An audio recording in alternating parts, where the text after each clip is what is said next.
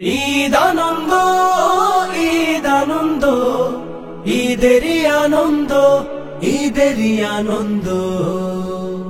ঈদ মুবারক, ঈদ মুবারক, ঈদ মুবারক। প্রিয় দর্শক, আসসালামু আলাইকুম ওয়া রাহমাতুল্লাহ। দেশে কিংবা বিদেশে, ভার্চুয়ালি কিংবা অ্যাকচুয়ালি যে যেখান থেকে আমাদের অনুষ্ঠান দেখছেন, সবাইকে জানাচ্ছি প্যানভিশন টিভির পক্ষ থেকে পবিত্র ঈদুল আজহার শুভেচ্ছা। তাকাব্বালাল্লাহু মিন্না ওয়া মিনকুম। চলুন আমরা সবাই সমস্বরে বলি ঈদ মুবারক। ঈদ মানে আনন্দ, ঈদ মানে খুশি। সেই আনন্দের মাত্রা আরো বহুগুণ বেড়ে যায় যদি তার সঙ্গে যুক্ত হয় সুর ছন্দ।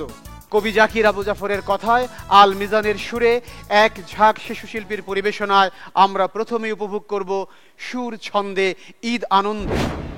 ঈদ মুবারক আসসালাম, ঈদ মুবারক আসসালাম, ঈদ মুবারক আসসালাম, ঈদ মুবারক আসসালাম। বুক ভরা আশা নিয়ে দাও কুরবান, হৃদয় উজাড় করে দাও কুরবান। বুক ভরা আশা নিয়ে দাও কুরবান, হৃদয় উজাড় করে দাও কুরবান।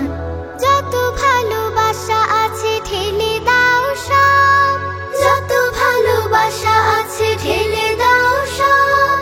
জীবনের জন্যে নব আহ্বান, ঈদ মুবারক আসসালাম, ঈদ মুবারক আসসালাম, ঈদ মুবারক আসসালাম, ঈদ মুবারক আসসালাম। ঈদ হলো খুশি খুশি, ঈদ হলো সুখ, ঈদের বাগানে ফোটে জান্নাতে মুখ। ঈদ হলো খুশি খুশি, ঈদ হলো সুখ, ঈদের বাগানে ফোটে জান্নাতে মুখ। সেই চির জান্নাতের উপযোগী হও, সেই চির জান্নাতের উপযোগী হও। পবিত্র মন নিয়ে হও আগুয়া, ঈদ মুবারক আসসালাম, ঈদ মুবারক আসসালাম, ঈদ মুবারক আসসালাম, ঈদ মুবারক আসসালাম। আনন্দ আনন্দ মুখরিত মন, মহান রবের প্রেমে মুক্ত জীবন। আনন্দ আনন্দ মুখরিত মন, মহান রবের প্রেমে মুক্ত জীবন। আমাদের কুরবানি ইবাদত সব, আমাদের কুরবানি ইবাদত সব।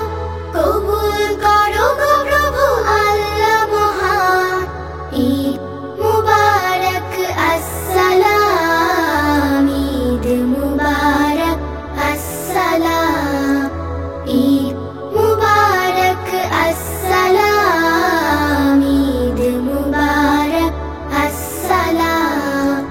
বুক ভরা আশা নিয়ে দাও কুরবান, হৃদয় উজাড় করে দাও কুরবান। যত ভালোবাসা আছে ঢেলে দাও সব, জীবনের জন্যে নব আহ্বান। ঈদ মুবারক আসসালাম, ঈদ মুবারক আসসালাম, ঈদ মুবারক আসসালাম, ঈদ মুবারক আসসালাম, ঈদ মুবারক আসসালাম, ঈদ মুবারক আসসালাম। বুক ভরা আশা আর নবজীবনের আহ্বান নিয়ে পাত্র এসেছে পাত্রী দেখতে। কারণ এই ছুটির সময়ে আমাদের সামাজিক এই দায়িত্বটা অনেকেই সেরে ফেলেন।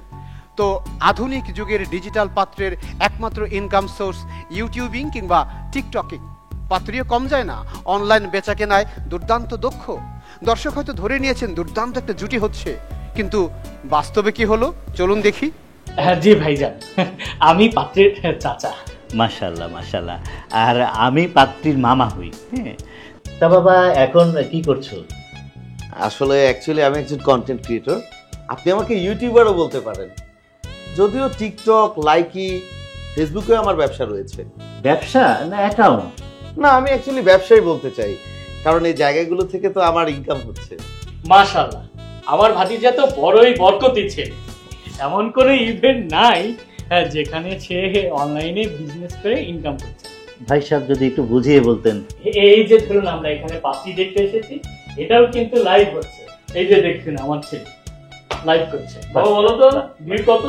বাবা 50K, I mean 50,000।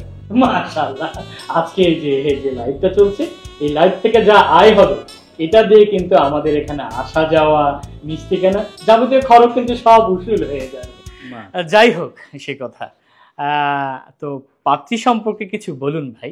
ওহ পাত্রী পাত্রী, আমি তো ভুলিয়ে গিয়েছি, কতক্ষণ ধরে বসে আছেন, আপনাদের জন্য নাস্তাপাতির কিছুই ব্যবস্থা করতে পারিনি। আদিয়ান, তুমি নাস্তাপাতি নিয়ে আসো তো। ওহ, একটু দেখি কে যেন আসছে।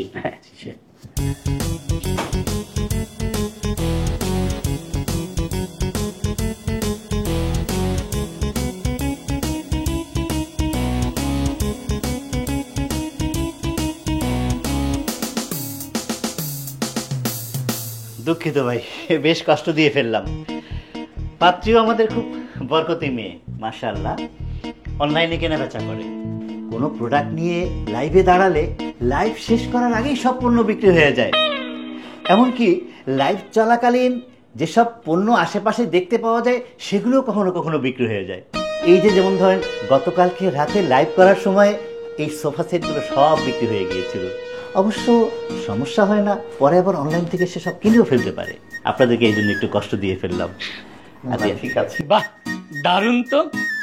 তা মেয়ের মূল ব্যবসাটা কোন পণ্য নিয়ে? পোশাক, তবে জামা কাপড়ের সাথে সাথে অলংকার, ইলেকট্রনিক্স দ্রব্য, আসবাবপত্র, এমন কোনো দ্রব্য নাই যা সে বিক্রি করতে পারে না। এমনকি মানুষও। মানুষও?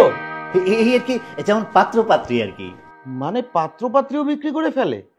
এই যেমন ধরেন কোনো এক দম্পতি তারা আর একসাথে থাকতে চাচ্ছে না, তখন তারা দুজনেই এসে কি করে, তারা আমার ভাগ্নির কাছে হাজির হয়, আর ভাগ্নি তাদেরকে তখন পণ্য হিসেবে তার অনলাইন মার্কেটে উপস্থাপন করে।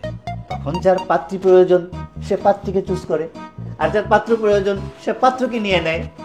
এই আর কি। কি সাংঘাতিক! সাংঘাতিক মানে? না মানে কি সাংঘাতিক মার্কেটিং কোয়ালিটি আর কি। সে কথা আর বলতে। তা বাবা, এই এখন ভিউ কত?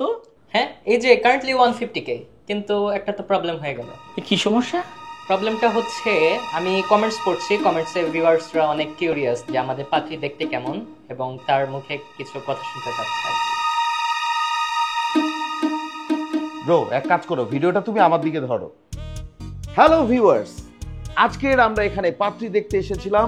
বিয়েটা হবে কি হবে না, হলেও কি কি কন্ডিশনে এই বিয়েটা হবে, এই সব কিছু জানার জন্য তোমাদের সবাইকে কিন্তু পরবর্তী এপিসোডটি অবশ্যই দেখতে হবে। আর যারা যারা আমার চ্যানেলে আজকে নতুন যুক্ত হয়েছো, চ্যানেলটি সাবস্ক্রাইব করতে অবশ্যই ভুলবে না। আর হ্যাঁ, মনে করে কিন্তু ঘন্টাটা বাজিয়ে দিবে, মানে বেল বাটনটি প্রেস করে দিবে। আজকের মতো বিদায় নিচ্ছি, টাটা। দর্শক, ধরে নিলাম পাত্র পাত্রী একে অপরকে পছন্দ হয়ে গেছে, দুই পরিবারের মধ্যে বোঝাপড়াও হয়ে গেছে, পাঞ্চিনিও সারা হয়ে গেছে। অতএব এখন বিয়ে? না না, বাস্তবে নয়, নাইমাল ইসলাম মাহিনের কথায়, শফিক আদনানের সুরে আমরা এখন একটি বিয়ের গান। বিয়ে মানে নতুন জীবন, ঝলমলে এক রাত। বিয়ে মানে নতুন জীবন, ঝলমলে এক রাত। ভালোবাসা পূর্ণতার, ভালোবাসা পূর্ণতার, নির্ভরতার হাত। বিয়ে মানে নতুন জীবন, ঝলমলে এক রাত। বিয়ে মানে নতুন জীবন, ঝলমলে এক রাত। বিয়ে মানে দুজন মিলে একসাথে পথ চলা, কানে কানে নতুন গল্প, নতুন কথা বলা। বিয়ে মানে দুজন মিলে একসাথে পথ চলা, কানে কানে নতুন গল্প, নতুন কথা বলা। বিয়ে মানে বদলে যাওয়া আগের দিন লিপি। বিয়ে মানে বদলে যাওয়া আগের দিন লিপি। অনুভবের আকাশ জুড়ে পূর্ণিমার এক চাঁদ। বিয়ে মানে নতুন জীবন, ঝলমলে এক রাত। বিয়ে মানে নতুন জীবন, ঝলমলে এক রাত।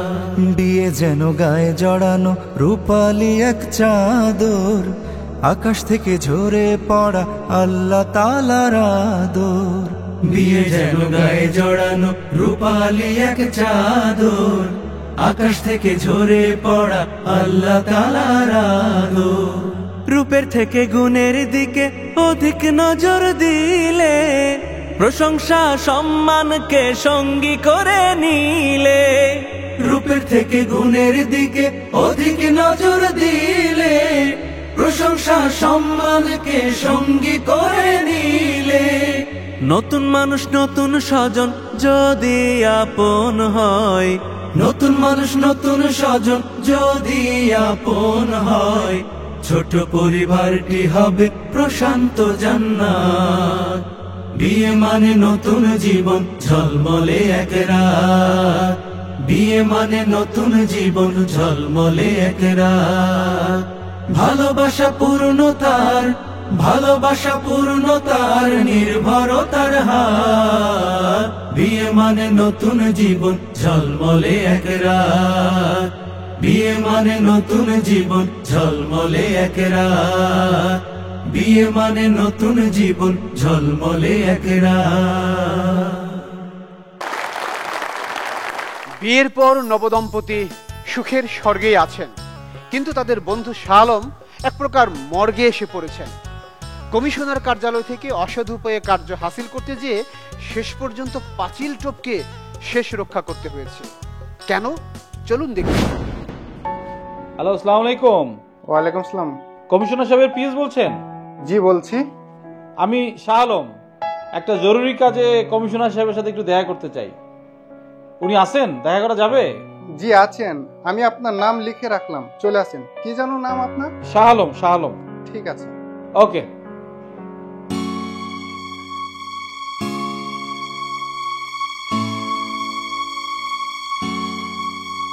আরে শালম যে, কি মনে করে? চাচা, ছোট একটা কাজ আছে বাইরে। চল চল। মিজানকে যান, আপনি ভিতরে যান।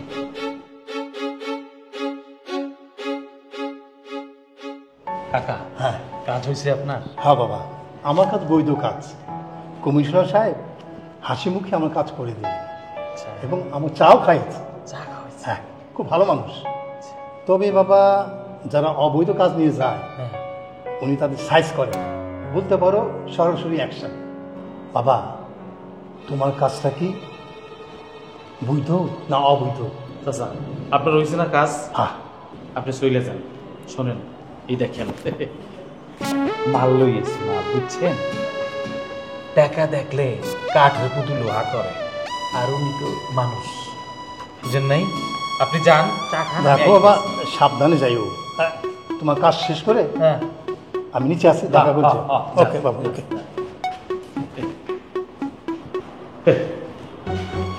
1 লাখ না হইলে 2 লাখ না, তা তো আমার তো কাজ লাগবে।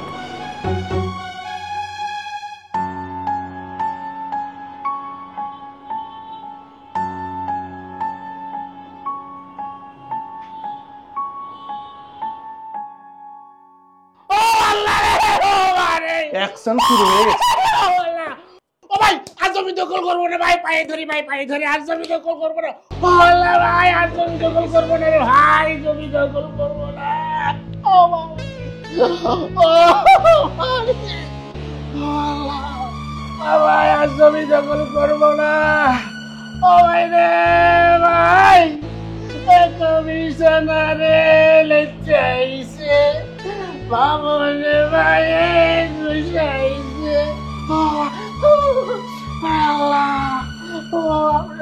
দুর্নীতি, অন্যায় ঠিক হয়েছে।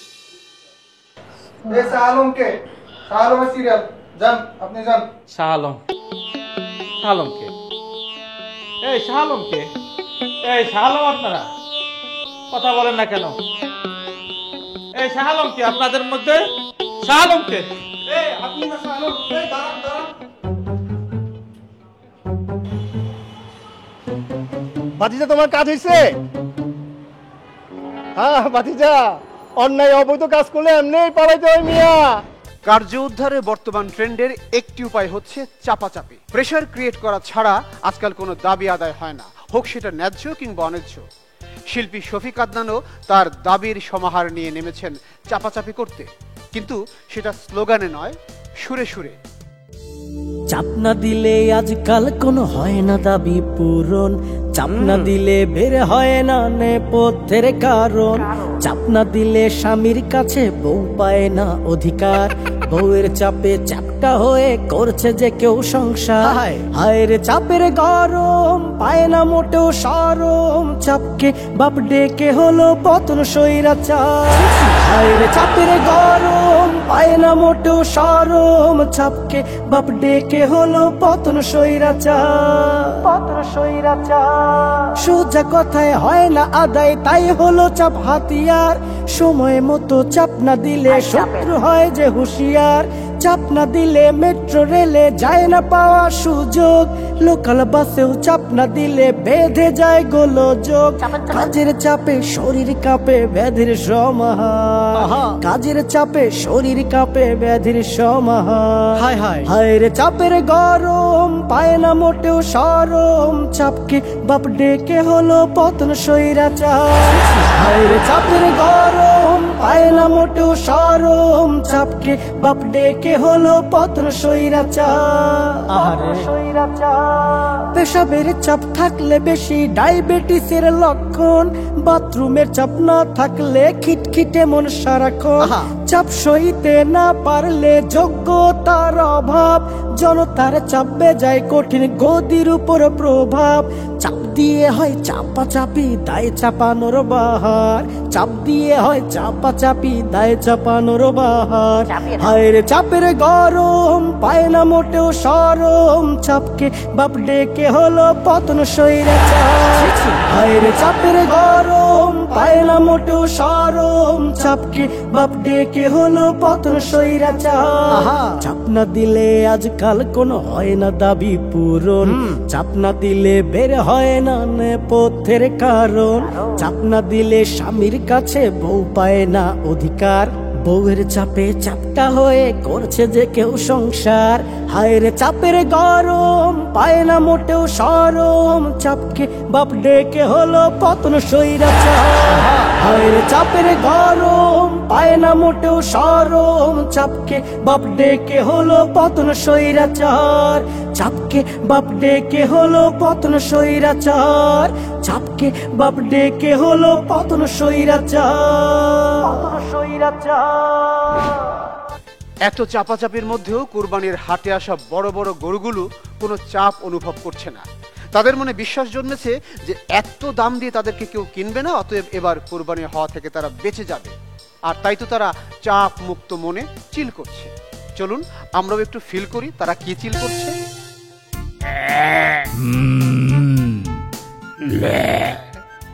উস্তাদের মনটা অনেক ফুরফুরা মনে হইতাছে। কোরবানির হাটে আইসাও মনের মধ্যে এত ফুর্তি কোত্থেকে আসে?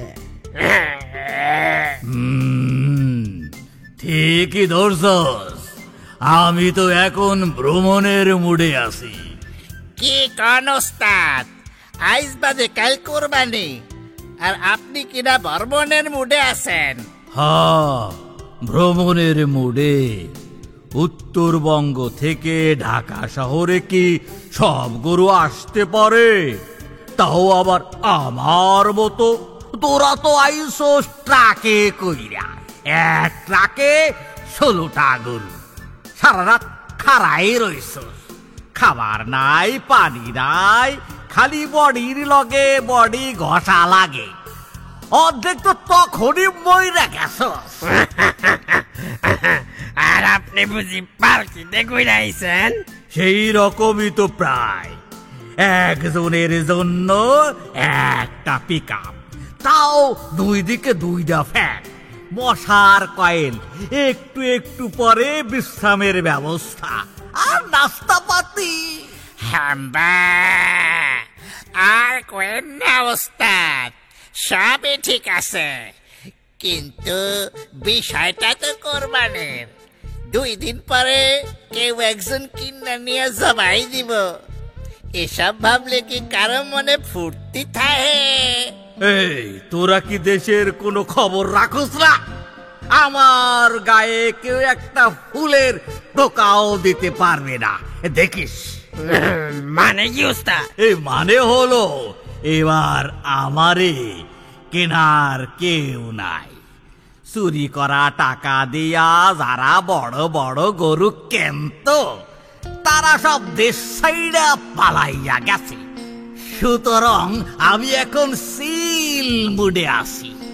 খালি আমার মালিকের লাগে একটু কষ্ট হয়, বেচারা হুদাই আমারে লইয়া টানাটানি করতাছে আর আমার পিছনে এতগুলো টাকা ঢালতাছে। আল্লাহ ওস্তাদের মাথায় এত বুদ্ধি দিছে, গরু না বানাইয়া তার শিয়াল বানানো উচিত ছিল। এই কি কস তোরা? না, মানে আপনার প্রশংসা করতেছি ওস্তাদ। হাম্বা হাম্বা, ওই দেখা যায় খাম্বা, ওইখানে গিয়া থাম্বা। গরুর হাটের হট্টগোল থেকে আমরা এবার চলে আসি শিশুর হাতের খেলনায়।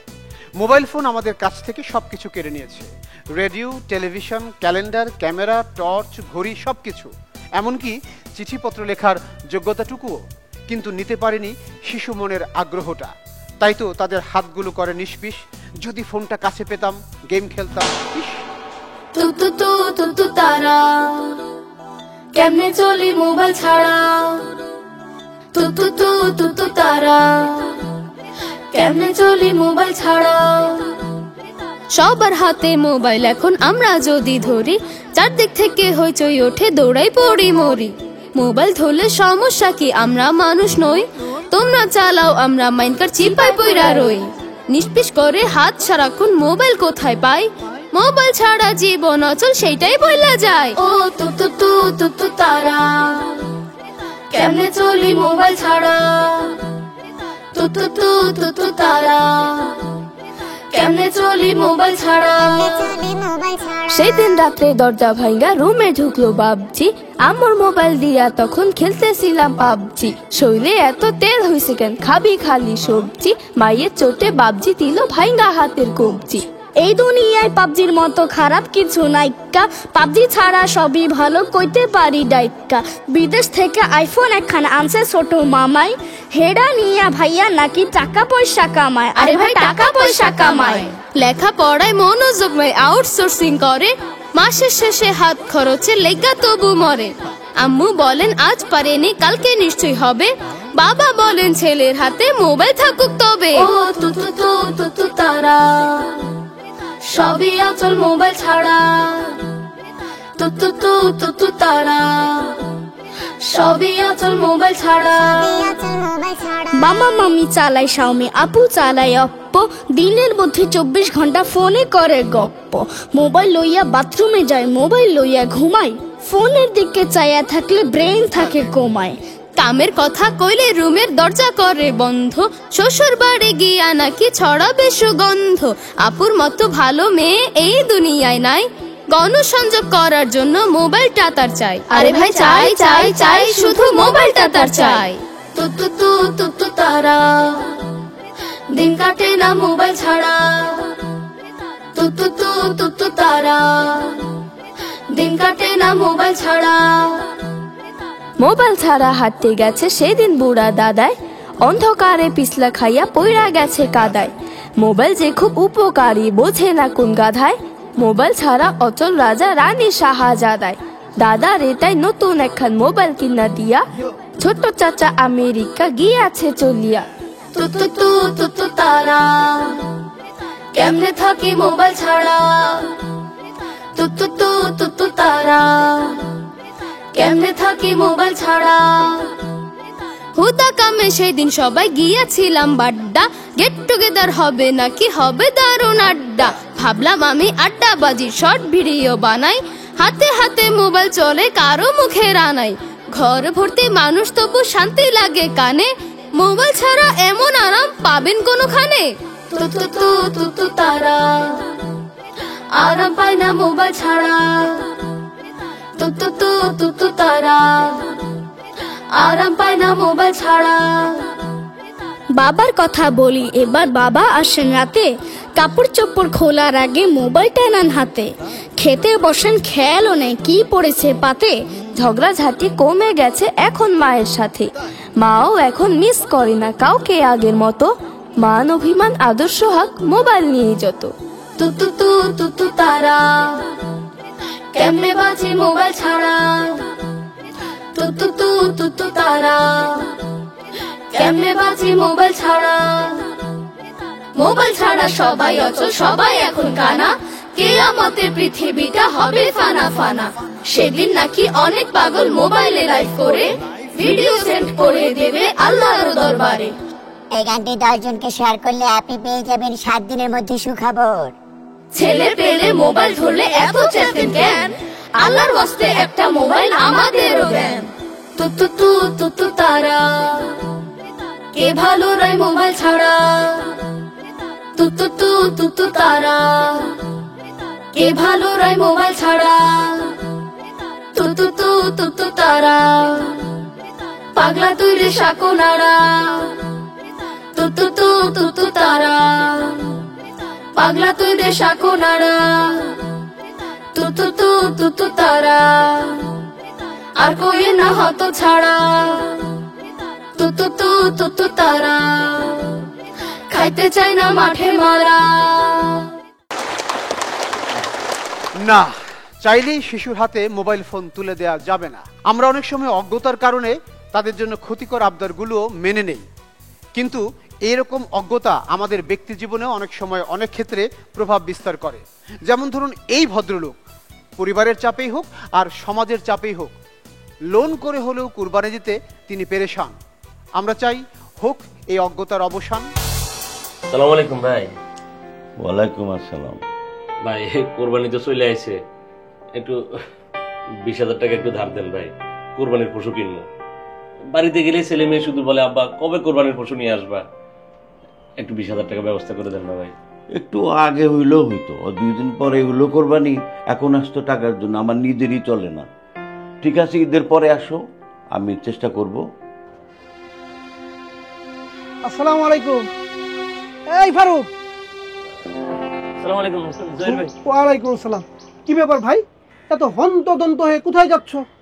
সালাম দিলাম, জবাবটা পর্যন্ত দেবার চান্স পাচ্ছ না। দুঃখিত ভাই, দেখতে পাইনি, তাছাড়া সময় নাই ভাই। ঈদের কোরবানি চলে আইলো, এখনো কোরবানির কোনো পশু কিনতে পারি নাই। কি এক সমস্যার মধ্যে বললাম কন্ত। কেন, অসুবিধা কি? ভাই অসুবিধা তো একটাই, টাকার কোনো ব্যবস্থা করতে পারিনি। বন্ধু বান্ধব আত্মীয় স্বজন কতজনের কাছে একটু ঋণ চাইলাম, কেউ ঋণ দিল না। শেষে ওই যে এনজিও থেকে সুদের উপরে লোন নিয়ে কোরবানি দেওয়ার সিদ্ধান্ত নিলাম, সেই লোনের টাকাই উঠাতে যাইতেছি। নাউজুবিল্লাহ মিন যালিক। শোনো, কুরবানি হচ্ছে একটি ওয়াজিব ইবাদত, আর সেটা ওয়াজিব হওয়ার জন্য আবার কিছু শর্তও আছে। শর্ত কিসের? আমি তো ইচ্ছে করলাম এতে কোরবানি হয়ে যাওয়ার কথা। শোনো ভাই, ইচ্ছে করলেই কোনো ইবাদত করা হয়ে ওঠে না, বরং এই ইবাদত মানে কুরবানি ওয়াজিব হওয়ার জন্য 6টি শর্ত আছে। 6টি শর্ত? জি। এর 1 নম্বর শর্ত হচ্ছে মুসলিম হওয়া, 2 নম্বর শর্ত হলো বালেগ হওয়া, 3 নম্বর শর্ত হচ্ছে স্বাধীন হওয়া, 4 নম্বর শর্ত হলো সুস্থ মস্তিষ্ক হওয়া, 5 নম্বর শর্ত হলো স্থায়ী বাসিন্দা হওয়া, আর 6 নম্বর শর্ত হচ্ছে নেশাব পরিমাণ সম্পদের মালিক হওয়া। নেশাবটা কি ভাই? নেশাব হচ্ছে এই যে তোমার আমার সংসারের যে প্রয়োজনীয় খরচ, এই খরচের বাইরে যেই পরিমাণ টাকাটা আমাদের গচ্ছিত থাকে, সেটার পরিমাণ যদি 7.5 ভরি স্বর্ণ অথবা 52.5 ভরি রূপা অথবা সম পরিমাণ অর্থের পরিমাণ হয়, তাহলে সেটাকে নেশাব বলা হয়। আর কেউ যদি এই নেশাব পরিমাণ সম্পদের মালিক জিলহজ মাসের 10 তারিখ থেকে 12 তারিখ পর্যন্ত কোনো এক সময়ে হয়, তাহলে তার উপর কুরবানি ওয়াজিব হয়। এখন তুমি নিজেই চিন্তা করে দেখো তোমার উপর কুরবানি ওয়াজিব হয়েছে কি না। এখন যদি কুরবানি না দিই লোকে কি বলবে? লোকে কি বলবে? লোক দেখানো ইবাদতকারীদের উদ্দেশ্যে আল্লাহ রাব্বুল আলামিন বলেছেন কি?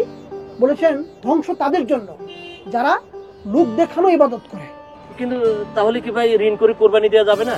ঋণ করে কোরবানি দেওয়া যাবে, কিন্তু সেটা সুদের উপর ঋণ করে নয়। ঠিক আছে ভাই, কিন্তু এখন কি করব কিছুই তো বুঝতেছি না। শোনো, আমি কুরবানির জন্য যে পশুটা কিনেছি সেখানে একটা শরীক এখনো বাকি আছে।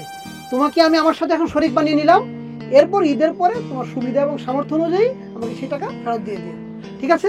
চিন্তা দূর হলো? আলহামদুলিল্লাহ, আলহামদুলিল্লাহ ভাই, আপনি আমারে অনেক বড় গুনার কাছ থেকে বাঁচাই দিলেন। দর্শক, এতক্ষণ আমি বলেছি, আপনারা শুনেছেন। এবার আপনারা বলবেন, আমরা শুনবো না। আপনাদেরকে এখানে এসে বক্তৃতা করতে হবে না, আমরা একটি টক শো উপভোগ করব, জনতার কথা। চলুন দেখে আসি টক শোতে সব কথার মহাতারকারা বসে আছেন, তারা কি বলছেন, কি করছেন, আমরা দেখব, উপভোগ করব। সুপ্রিয় দর্শক, সবাইকে প্রীতি এবং শুভেচ্ছা জানাচ্ছি পিটিভি অর্থাৎ পেঁচাল টেলিভিশনের নিয়মিত টক শো জনতার কথা। আপনারা জানেন যে সারাদিন যায় যে ঘটনাগুলো ঘটে, সেই ঘটনাগুলো নিয়ে রাতের বেলা আমরা পেঁচাল পাড়ার জন্য আপনাদের সামনে চলে আসি টেলিভিশন সেটের সামনে দুজন অতিথিকে নিয়ে। এবং বরাবরের মতো আজকেও আমাদের দুজন অতিথি রয়েছেন যারা আপনারা তাদেরকে অলরেডি চেনেন। আমার ডান পাশে রয়েছে জনাব চুপাই মজুমদার এবং আমার বাম পাশে রয়েছেন জনাব হ্যাডাম বাহাদুর। না, এত পরিচয় করিয়ে দেওয়ার তো কিছু হয় না, তাই না? আমাদেরকে জনগণ আপনাদেরকে আসলে আমি নতুন করে আর কিছু পরিচয় করে দিলাম না। আর পরিচয় করে দিতে হবে না, আমরা নির্বাচিত জনপ্রতিনিধি। আপনি যেটা বলেছেন শুরুতে, এটাই, আর বলার কি আছে? দর্শক, আপনারা যারা আমাদের এই আজকে অতিথির সাথে কথা বলতে চান, টেলিভিশনের স্ক্রিনে যে নাম্বার দেওয়া আছে সেই নাম্বারে আপনারা ফোন করে আমাদের অতিথিদের সাথে কথা বলতে পারেন। তাহলে যে বিষয়টা আমরা যাচ্ছিলাম, হ্যাঁ, সেই বিষয়টা ফিরে আসি। অলরেডি দেখেন মানুষ যে এত স্মার্ট, নাম্বার বলতে বলতে অলরেডি ফোন চলে আসছে। আমরা একটু ফোনটা নিয়ে আমরা আসি। হ্যাঁ দর্শক, কে বলছেন, কোথা থেকে বলছেন? হ্যালো জি, প্রশ্ন আমার আপনার কাছেই। ও আমার কাছে? হ্যাঁ হ্যাঁ, এই যে আপনি গেস্টদেরকে নিয়ে আসছেন, বলতেছেন ওনারা জনপ্রতিনিধি, সেটা কিভাবে? মানে ওনারা প্রতিনিধি হলেন কিভাবে, কি সিস্টেমে বলেন তো? ও আচ্ছা, আসলে ওনারা জানতে চাচ্ছেন যে আপনারা আসলে জনপ্রতিনিধি কিভাবে, বলেন বলেন। তার আগে আপনি বলুন, আপনি সঞ্চালক হলেন কিভাবে? আপনি এই দর্শকের করা সরাসরি প্রশ্ন আমাদের দিকে ছুড়ে দিলেন যে আমরা জনপ্রতিনিধি কিভাবে। আপনি জানেন না, আপনি জানেন না আমরা কিভাবে জনপ্রতিনিধি হয়েছি? আপনি কি আমাদেরকে এখানে ইনভাইট করে আনেননি, নাকি আমাদের হ্যাডম দেখে আনছেন? হ্যাঁ দর্শক, আমি আসলে উত্তরটা দিয়ে দিচ্ছি। আসলে ওনারা হচ্ছেন নির্বাচিত জনপ্রতিনিধি। আচ্ছা, অলরেডি আরেকটা ফোন চলে আসছে, আমরা ফোন নিচ্ছি। হ্যাঁ দর্শক, কে বলছেন, কোথেকে বলছেন? নাম দিয়ে কি করবেন? পাবনা থেকে বলছি। আমরা 14 বছর ভোট দেইনি। জি। ওনারা নির্বাচিত জনপ্রতিনিধি কেমনে, আমাকে একটু বোঝাই এখন। জি, একদম সোজা প্রশ্ন করেছেন, নামের দরকার নাই। আপনারা আসলে নির্বাচিত জনপ্রতিনিধি কিভাবে? নির্বাচিত মানে ইলেক্টেড। হ্যাঁ, ইলেক্টেড সেটা আমরা বুঝলাম, কিন্তু আসলে সেটা কি মানে ডামি। ও মানে আপনি ডামি, মানে ডামি নির্বাচনে আপনি ইয়ে হয়েছেন। আপনি দর্শক, আসলে নিশিরাতের এমপি উনি। আসলে নিশিরাত বলতে আপনি আসলে কিভাবে, মানে এটাকে কিভাবে আপনি একটু এই যে উপস্থাপন, আপনার কি আসলে কোনো হ্যাডামি নাই? আপনি কি বলতে পারেন না ওই নির্বাচনের সময় এগুলো কোথায় ছিল? ওই 14 সালের নির্বাচন তো একতরফা হয়েছে, তাই না? তারপরে আপনার নিশিরাতে নির্বাচন হয়েছে, খালি ডামি নির্বাচনে সবাই ছিল। আর আমার মতো হ্যাডাম দেখা ওই ডামি নির্বাচনে যে আপনাদের যে ডামি নির্বাচন এটাই একমাত্র ফ্রি এন্ড ফেয়ার হয়েছে, এই তো? কিন্তু আপনি নিশি নির্বাচনটাকে আপনি কিভাবে দেখছেন? শুনুন, হ্যাঁ, আপনি জনগণের কাছে এভাবে যাবেন, আপনি নিজেকে যদি সেভাবে তৈরি করতে না পারেন যে জনগণকে আপনি ভালোবাসাটা এমন ভাবে দিবেন মিশে যাবে, আপনি যখন নির্বাচনে দাঁড়াবেন, জনগণ আপনার কাছে দিনে কেন, রাতে কেন, নিশি রাতে ছুটে আসবে, এটি আপনাকে ভোট দিবে। তার মানে আপনি বলতে চাচ্ছেন যে জনগণ আপনাকে ভালোবেসে সেই দিনের জন্য অপেক্ষা না করে সেই রাতের বেলা আপনাকে ভোট দিয়েছে, রাতে ভোট দিয়েছে। আসলে একদম পারফেক্ট দিয়েছে, পারফেক্ট একটা কথা বলছেন। এটা তো আবার সবাই পারে না, বুঝলেন না? না সেটা ঠিক আছে, সেটা ঠিক আছে। আমি পেরেছি, হয়তো উনি পারেন নাই। উনি হয়তো কিভাবে বললেন আমি পারিনি, মানে কি বলতে চাচ্ছেন? আচ্ছা যাই হোক, আমি কথায় আসি। আপনার তো ডামি নির্বাচন, আপনার তার মানে আপনারা জনগণকে আবারও একটি ভোটের অধিকার থেকে জনগণকে বঞ্চিত করতে। এই যে আপনি কিন্তু বেশি বুঝছেন, আপনি কিন্তু বেশি বুঝতেছেন। আমরা কি এরকম কিছু বললাম নাকি যে আমরা জনগণকে ছাড়া করে ফেলবো? শুনেন, আমি একটা কথা বলি, আপনি কিন্তু হ্যাডম নিয়ে আমাদের বিরুদ্ধে কথা বলছেন। আরে এদেশের জনগণ মানে এদেশের পাবলিক হলো ওই যে মাটিতে লুকিয়ে থাকা ক্ষুধার্ত ইঁদুরের মতো। এদেরকে যখন আপনি যেদিকে খাবার ছিটাবেন ওরা কিন্তু দৌড়িয়ে দৌড়িয়ে সেদিকেই যাবে। সময় সময় আপনার ফুড ক্রাইসিস দেয়া লাগে, না হলে কিন্তু জনগণকে কন্ট্রোল করা যায় না। এটা আবার আমরা ভালো করেই বুঝি। আরে পিতা কি বলেছেন? পিতা বলেছেন জনগণকে ক্ষুধার নেশায় লাগিয়ে দাও, তারপরে দেখবে রাজনীতি বন্ধ হয়ে গেছে। তাই তো আমরা মাঝে মধ্যে কি করি, মাঝে মধ্যে আমরা ওই যে ফুড ক্রাইসিসের নামে সিন্ডিকেট করে একটু মানে ওই যে একটা ফোন আসছে, আমরা একটু ফোনটা নিয়ে নিচ্ছি। হ্যাঁ হ্যাঁ দর্শক, নাম বলে স্পষ্ট করুন কে বলছেন, কোথা থেকে বলছেন? দাদা আমি নগেন বলছিলাম শাকারিপট্টি থেকে। হ্যাঁ শাকারিপট্টি থেকে নগেন বাবু, হ্যাঁ বলেন। দাদা ওই যে গত সপ্তাহে আমার হালের বলদ দুটি হারিয়ে গেছে। আহা দাদা, আপনি হালের বলদ হারিয়েছে তো এখানে ফোন দিচ্ছেন কেন? আপনি আশেপাশে কোথাও খোঁজ করুন বা পুলিশের কাছে যান। এটা কিন্তু আমাদের টেলিভিশনের টক শো, তাই না? দেখুন দাদা, আমি একজন গরিব কৃষক, আপনার দুই পাশে যে দুটো বলদ দেখছি ওই দুটারে যদি একটু বলে দিতেন আমার হাল চাষে খুব উপকার হইতো। আসলে দাদা আপনি ফোনটা আসলে এটা উদ্দেশ্যপ্রণোদিত, এটা উদ্দেশ্যপ্রণোদিত ফোন। এইসব ফোন আপনি এই টক শোতে ইন করাচ্ছেন, আমরা কি বলদ নাকি? এটা বোধগম্য না। আপনাদের এখানে কোনো মিনিমাম সেন্সরটুকু বলতে কিছু? আরে ভাই সেন্সর কিভাবে করব? এটা লাইভ প্রোগ্রাম, আমরা তো লুক ফিট করে রাখি না যে এমন সময় ফোন দিবেন। এটা লাইভ প্রোগ্রাম, নাম্বার না না না। তাছাড়া আপনি আমাদেরকে খুঁচিয়ে খুঁচিয়ে আমাদের অনেক ভেতরের কথা বের করে নিচ্ছেন। উনি তো বারবার বলেই যাচ্ছে, আপনাকে বললাম যে হোল্ড হোল্ড, উনি খুঁচালেই আপনি বলবেন না। উনি তো কি হোল্ড? আপনি কি বলেন নাই? আমি কি হোল্ড করব? এই যে আপনি বললেন পিতা কি বলেছে, আপনি বললেন না একটু আগে? পিতা বলছে না? এগুলো টকশোর মধ্যে আলোচনা করে আমরা আসলে মানে যে পরিবেশ নষ্ট করে ফেলেছেন আপনারা। না না, পরিবেশ আপনি নষ্ট করেছেন। আপনি কেন এই বলদের ভুল নিবেন কেন? আপনি আমাদের কি দেখতে বলদের মতো মনে হয় নাকি? আপনি টক শোতে এনে আমাদেরকে অপমান করছেন। দর্শক যদি মনে করে যে আপনারা দুই পাশে দর্শক মনে করে, আপনি মনে করেছেন, আপনি মনে করেছেন আপনার শাস্তি হওয়া উচিত। আপনি কেন আমাদেরকে এনে শুনেন? আপনার কথা শুনে মনে হচ্ছে আসলে আপনারা দুজন বলদ।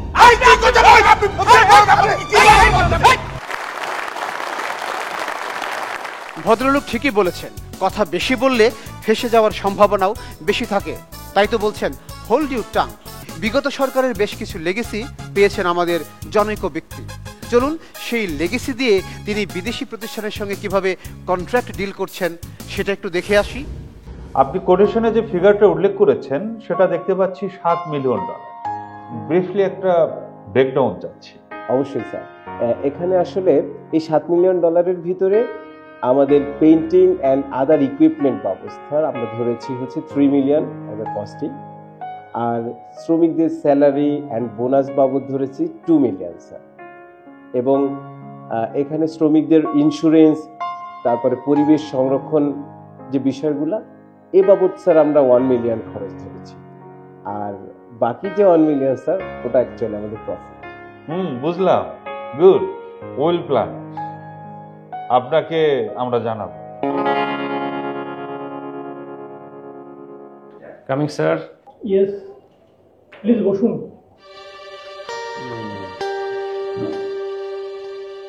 This come from China. So low price quotation, sir. Only $3 million. কি কাজ করবেন? স্যার আমার মনে হয় কথা বলে দেখা যায়। আচ্ছা, আপনি $3 মিলিয়ন কোটেশন সাবমিট করেছেন, কোন হিসাবে দিয়েছেন এটা? একটু বিস্তারিত বলুন তো। Okay sure sir. $1 million paint and other materials, $1 million শ্রমিকদের মজুরি, 5 লাখ আমাদের গভর্নমেন্ট ওয়ার্ক পারমিট, এবং 5 লাখ আমাদের প্রফিট। Nice, thank you. আমরা আপনাকে জানাবো।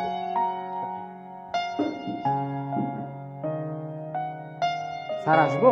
হ্যাঁ আসেন, বসেন। Are you from India? No, sir. I am from Bangladesh. Good, welcome. আপনি $10 মিলিয়ন কোটেশন দিয়েছেন। It sounds huge. কাজটা কিভাবে করবেন? স্যার, কাজটা হবে অটোমেটিক, সম্পূর্ণ ডিজিটাল পদ্ধতিতে। Strange, how is that? আপনি একটু ব্যাখ্যা করুন তো। স্যার, $10 মিলিয়ন থেকে $4 মিলিয়ন দিব আপনাকে, অর্থাৎ আপনার ভোটকে $3 মিলিয়ন আমি নিজে নিব। ও মাই গড, বাকি $3 মিলিয়ন দেব আমি ওই চাইনিজ কন্ট্রাক্টরকে, দিয়ে বলবো পুরো হোয়াইট হাউস রিফারবিশ করে দিতে। ব্যাস হয়ে গেল আমার স্যার সাদা বনে কাঁথার গাছে। This is strange. No sir, this is digital. আপনি পলিসি শিখলেন কোথায়? Sir, this is our foreign policy. এটা আমরা শিখেছি স্যার আমাদের মাননীয় পলাতক প্রধানমন্ত্রী শেখ হাসিনার কাছ থেকে। এটা হচ্ছে তার সবার সঙ্গে বন্ধুত্বের নীতি। আমরা সুপার পাওয়ার আমেরিকার সাথে বন্ধুত্ব রাখবো, আবার এশিয়ান পাওয়ার চীনের সাথে বন্ধুত্ব রাখবো, এই আর কি। Give me a glass of water. Cool water. এবার দর্শকদের অংশগ্রহণে একটি পরিবেশনা। প্যানভিশন টিভির দর্শকদের মধ্য থেকে আমরা 4 জনকে মঞ্চে আমন্ত্রণ জানিয়েছি। চলুন আগে তাদের সঙ্গে পরিচিত হই। আমার হাতের ডান দিকে আছেন, আপনার নাম, জেলা এবং পেশা। আমি রেজাউল করিম, পেশা চাকরি, জেলা জয়পুরহাট। জয়পুরহাটের জনাব রেজাউল করিম, যাচ্ছি বাদিকে। আমি আতিকুর রহমান, জেলা চুয়াডাঙ্গা, ঢাকাতে একটি বেসরকারি প্রতিষ্ঠানে কর্মরত আছি। চুয়াডাঙ্গার জনাব আতিকুর রহমান। আবার আসছি ডান দিকে। মোহাম্মদ শিপন আলী, জেলা চুয়াডাঙ্গা, স্টুডেন্ট। তিনিও চুয়াডাঙ্গার শিপন আলী, ছাত্র। আবার যাচ্ছি বাদিকে। আমি সাইদুল্লাহ সর্দার, একটি বেসরকারি প্রতিষ্ঠানে কর্মরত আছি। আমি সাতক্ষীরা জেলা থেকে এসেছি। সাতক্ষীরার জনাব সাইদুল্লাহ সরকার। দর্শক, ঈদ উপলক্ষে আমন্ত্রিত এই মেহমানদেরকে আপ্যায়ন করতেই হয় এবং যথারীতি আমরা তাদেরকে পায়েস দিয়ে আপ্যায়ন করব। ওমায়েরকে অনুরোধ করছি মেহমানদেরকে পায়েস দেওয়ার জন্য।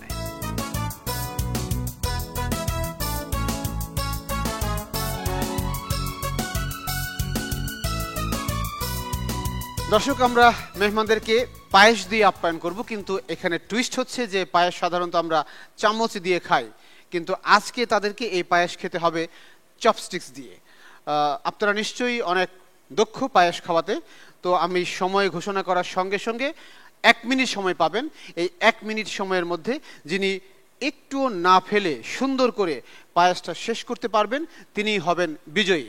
এর বাইরে যিনি সবচেয়ে বেশি পরিমাণ খেতে পারবেন কিন্তু বাইরে পড়বে না, আপনার গায়ে লাগবে না, তিনি হবেন আমাদের বিজয়ী।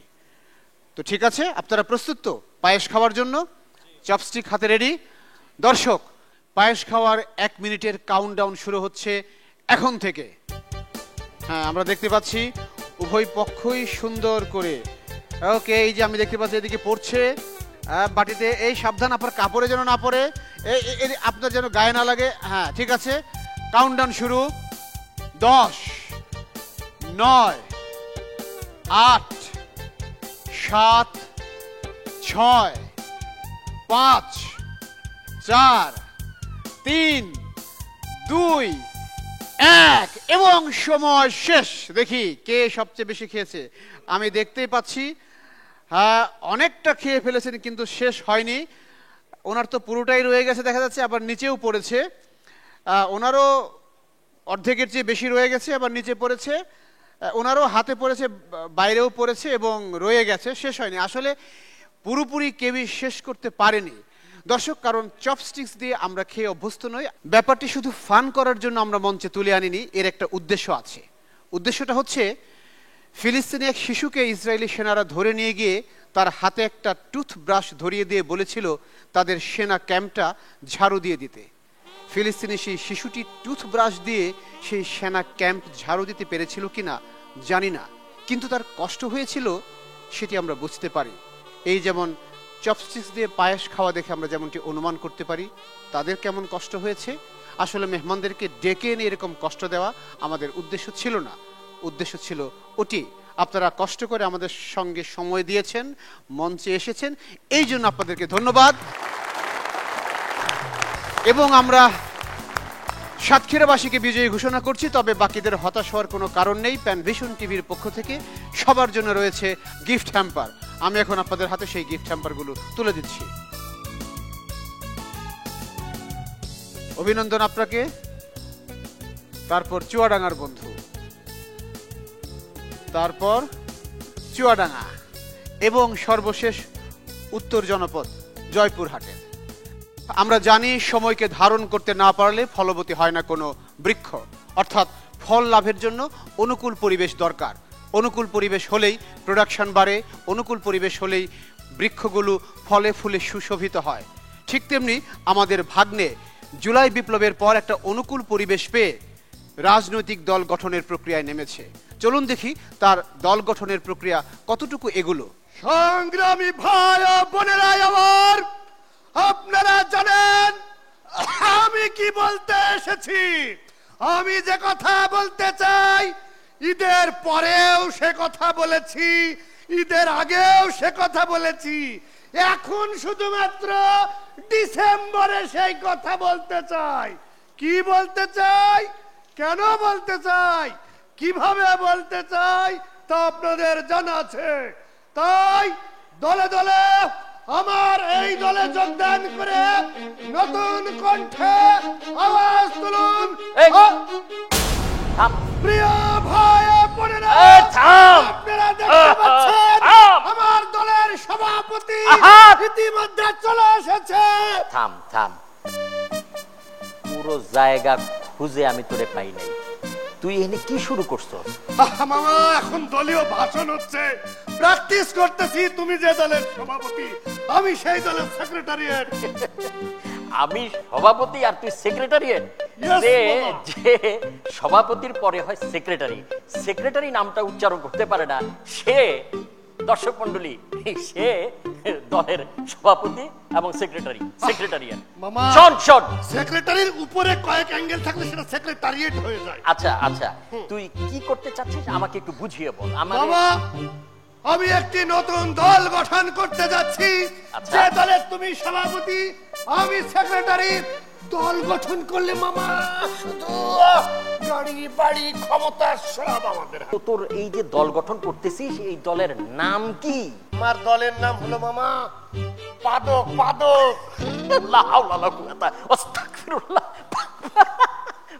পাদক, এটা কোনো নাম হলো কি? এটা আমাকে একটু ব্যাখ্যা করে বলতো।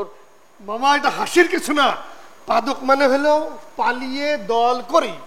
মানে আমরা যারা পালিয়ে আছি না, এই সিপাই সাপাই দেশে বিদেশে কোনাচে বাথরুমে যারা পালিয়ে আছি, তাদের নিয়ে আমার দল গঠিত হচ্ছে পাদক। পালিয়ে দল করি, সংক্ষেপে পাদক। শোন, একটা দল করা এত সহজ না। একটা দলের সারা বছরের যে খরচ, এই ফাইন্যান্স তোকে কে করবে, কোত্থেকে পাবি সেটা? মামা you have there is no knowledge of power. মামা একটা দল করতে কত টাকা লাগে, অথচ দেখো আমার দলের যারা সদস্য দেশে বিদেশে, তাদের সুইস ব্যাংক থেকে শুরু করে সুইজারল্যান্ড থেকে শুরু করে এই যে ইউরোপ আমেরিকা অস্ট্রেলিয়া সব জায়গায় তাদের টাকা রিজার্ভ আছে, খালি টান দিলেই বাস। আচ্ছা বুঝলাম, তো তোর দলের মার্কাটা কি? মামা সুন্দর একটা প্রশ্ন করেছো। দলের মার্কা, আরে আমি এমন একটা দলের প্রতীক বাছাই করেছি মামা, যেখানে হাটে মাঠে ঘাটে রাজনীতির ময়দানে মিছিলে মিটিং এ সব জায়গায় আপনি নিরাপদ থাকবো মামা। আরে সেইটা বলবি তো, সেইটা কি? সেইটা হলো গিয়া মামা হেলমেট। আবারও তুই হেলমেট বাহিনী বানাবি? মামা তুমি বুঝতেছো না, এখানে হেলমেট বাহিনী কেন হবে? হেলমেট একটা দলের প্রতীক, যেটাতে বুলেটও ঢুকবে না, তুমি নিরাপদে থাকবা। ভাগিনা বিদ্যান, একটা ভালো জিনিস কর, মানুষ তোরে নেতা বানাইবো, কিন্তু তার আগে মানুষের কাছে যা, মানুষে বোঝা, মানুষের কাছে গিয়া মানুষের সুখ দুঃখে তাদের পাশে দাঁড়া। আচ্ছা শোন, আমি তোর একটা ছোট্ট একটা কাজ করব। মামা তার আগে একটু কথা শোনো না, যদি আমার কাছে ক্ষমতার টাকা থাকে মানুষ তো এমনি আসবে আমার কাছে। না না না না, ভুল ভুল, দেখোস নাই ক্ষমতা টাকা পয়সা সব থুইয়া পালাইছে, সব থুইয়া পালাইছে। আজকে আমরা সবাই আনন্দে ঈদ উদযাপন করতে যাচ্ছি, কিন্তু এই তো গত বছরের এই সময়ে সারা দেশের শিক্ষাঙ্গনগুলো উত্তাল হয়ে উঠেছিল। তারপর গলি থেকে রাজপথ, তারপর ৩৬ জুলাই। আমাদেরকে একটি মুক্ত পরিবেশ এনে দেওয়ার জন্য যারা চরম ত্যাগ স্বীকার করেছিলেন, তাদের কারণেই আমরা আজকে এই পরিবেশটা পেয়েছি। কিন্তু তাদের বিহনে তাদের পরিবারগুলো এই ঈদ লগ্নে কি করছে? এবার জুলাই শহীদদের উপর নির্মিত ছোট্ট একটি প্রতিবেদন, চলুন দেখে আসি। আমার ছেলে কোরবানি, আল্লাহর রাস্তায় কোরবানি হয়ে গেছে। হযরত ইব্রাহিম আলাইহিস সালাম তার ছেলের কোরবানির পরিবর্তে আমার ছেলেই কোরবানি হয়ে গেছে। সারা দেশে উৎসাহ উদ্দীপনায় উদযাপিত হচ্ছে ঈদুল আজহা, কিন্তু সীমাহীন শূন্যতা আর নিস্তব্ধতায় ছেয়ে আছে জুলাই অভ্যুত্থানে শহীদ পরিবারগুলো। ধর্মীয় রীতি মেনে কোরবানি দেওয়ার আয়োজন হলেও পরিবারের সদস্যদের মাঝে নেই আনন্দ। প্রিয় সন্তানকেই দেশের জন্য কোরবানি দিতে হয়েছে এসব পিতামাতাকে। সন্তানের শহীদি মর্যাদায় তারা গর্বিত হলেও উৎসবের এই সময়ে মনকে যেন কিছুতেই সান্ত্বনা দিতে পারছেন না তারা। এই শূন্যতা সুযোগ একটাই না, আমি যতদিন বেঁচে থাকবো ততদিন। এই যে কোরবানি আসতেছে, আমি আজকে একদিনও এখনো গরু দেখতে যাইনি। আমার কাছে ছিল, আমার সাথে গরু ধরছে, জবাই করার সময় ছিল, গোস্ত কাটার সময় ছিল। আজকে আমার সন্তান নাই, আমরা ঈদ কিভাবে কাটাই এক কালো। দুই হাত তুলে আল্লাহর দরবারে একটাই প্রার্থনা, যেন জান্নাতে সর্বোচ্চ স্থান পায় প্রিয় সন্তান। আর জীবদ্দশায় দেখে যেতে চান সন্তান হত্যার বিচার। এই যে হাজার হাজার ছেলে মৃত্যুবরণ করলো, জীবন দিল, আমরা শুধু চাই তাদের বিচার হোক। বিদেশে পড়াশোনা করে বড় আলেম হওয়ার স্বপ্ন দেখতেন মুনতাসির রহমান আলিফ, কিন্তু সেই স্বপ্ন কেড়ে নিয়েছে স্বৈরাচারের বুলেট। বৈষম্য বিরোধী ছাত্র আন্দোলনে অংশ নিয়ে ৫ আগস্ট পুলিশের গুলিতে শহীদ হন বাবা মায়ের একমাত্র সন্তান আলিফ। সেদিনের স্মৃতি আজও তাড়িয়ে বেড়ায় পিতামাতাকে। অনেকে অনুনবীনের পরে সে অনেকগুলি লাশ সরাইয়া যখন পা দেখলাম, আমি তো পায়জামা দিই, তখন আমি বললাম যে তুমি এখন আমার ছেলে চেহারা দেখো। সে তো চেহারা দেখে, চেহারা পতাকা দিয়ে মোড়া, বলতেছে না মাথায় উন্ডেড আছে, রক্ত দিতেছে, এটা তো খোলা যাবে না। আমি কিন্তু আমি একটু দেখিনি, এটা কনফার্ম হয়নি আমার ছেলেকে। পরে যখন এটা দেখলাম, তখন আমি আমার ছেলেকে দেখলাম রক্ত ভাসিতেছে। শহীদ হবার নিয়ত করি মায়ের কাছ থেকে বিদায় নিয়ে আন্দোলনে গিয়েছিলেন ওসমান পাটোয়ারি। ৪ আগস্ট লক্ষ্মীপুরে পুলিশের গুলিতে শহীদ হন তিনি। রাজপথে নেমে বাবা আর বড় ভাইয়ের কাছে মাফও চেয়েছিলেন তিনি। পরে আবারও ফিরে আসেন, তবে গুলিতে ঝাঁঝরা হওয়া বুক নিয়ে। কোরবানি আসতেছে আর মনে বুকের ভিতর খাঁকা করতেছে। এখনো যেন ওসমান আমার হাতের নিচ দিয়ে হাত দিয়ে বলতেছে, ভাইয়া চলো ঘাস কেটে আসি, তুমি শুধু বসে থাকবা, কিচ্ছু করা লাগবে না, আমার ভালো লাগতেছে না, তুমি শুধু আমার পাশে থাকবা, তাহলেই হবে। আসলে ওসমান এখন নাই, অনেক বেশি মিস করি, অনেক। বেঁচে থাকতে নিজ সন্তান সহ জুলাই অভ্যুত্থানের সব হত্যার বিচার দেখতে চান তিনি। এই দেশে কোনো সাহসী সন্তানের জন্ম হবে না এই দেশে যদি শহীদদের বিচার না হয়। কারণ জালিম এই দেশে আছে, এই দেশে জালিম সরকার আবার আসবে। ছেলের গুলিবিদ্ধ দেহ বেদনার তীরে বিদ্ধ করেছিল পরিবারের অন্তরকে। ঈদের এই আনন্দ লগ্নে এসে সেটা যেন আরো বেশি করে আহত করছে তাদের। আপনাদের সবার কাছে দোয়া প্রার্থনা করছি, দোয়ার দরখাস্ত, এই শহীদদের যেন আল্লাহ শহীদ হিসেবে কবুল করে। এবার কোরবানি ঈদে আনন্দ নেই ১৯ আগস্ট রংপুরে শহীদ হওয়া আব্দুল্লাহ আল তাহিরের পরিবারে। তার ঘরে থরে থরে সাজানো আছে বই খাতা, প্রিয় পোশাক, সবই, শুধু নেই আব্দুল্লাহ। বুকের ধনকে দেশের জন্য কোরবানি দিয়ে গর্বিত মা, তবে প্রতিদানে সন্তানের স্বপ্নের দেশ দেখতে চান তিনি। পাশাপাশি চান বিচার। যাদের নির্বিচারে অকাতরে গুলি করে ঝাঁঝরা করে দিয়ে যাদেরকে দুনিয়া থেকে পাঠিয়ে দিচ্ছে, সেই স্বৈরাচারের হাসিনা থেকে শুরু করে যত দোসর আছে, প্রত্যেকটা মানুষের জন্য বাংলার জমিনে বিচার হয়। আন্দোলনে গিয়ে পুলিশের গুলিতে আহত হয়ে হাসপাতালে ভর্তি ছিলেন তিনি। মৃত্যুর আগেও তার শহীদ হওয়ার ইচ্ছে দেখেছেন এই সহযোদ্ধা। ভাই যখন গুলি খেয়ে পড়েছিল, তাকে নিয়ে যাওয়ার পথে তাহির ভাই আমাদেরকে হাতে চেপে ধরে আমাদেরকে সান্ত্বনা দিচ্ছিল এবং ওনার মুখে উনি কোরআন তেলাওয়াত করছিল।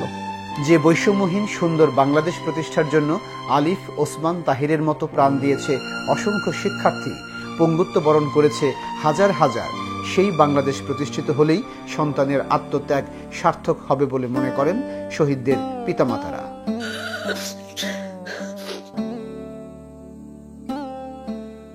কুরবানির আজ এই যে খুন, শিখা হয়ে যেন জালে আগুন, জালিমের যেন রহে না চিন, আমিন রাব্বিল আলামিন।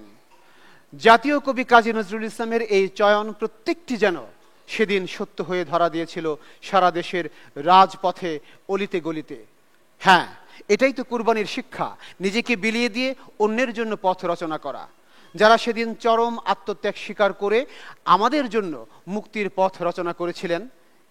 এবার তাদের উদ্দেশ্যে নিবেদিত একটি গান, চলুন উপভোগ করি।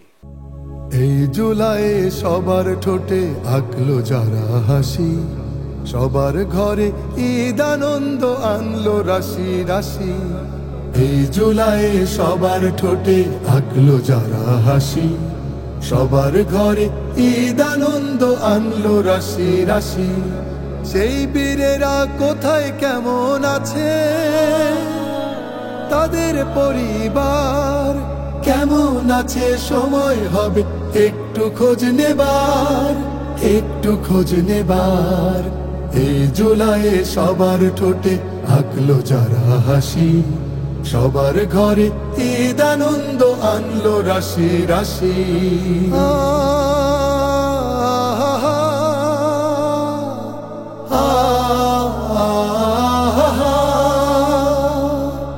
সেই যুবকের কথা মনে আছে, উপার্জনের কেউ ছিল না ঘরে, বৃদ্ধ মাতা এবং দুটি শিশু, জুলাই যুদ্ধে যুবক গেল মরে।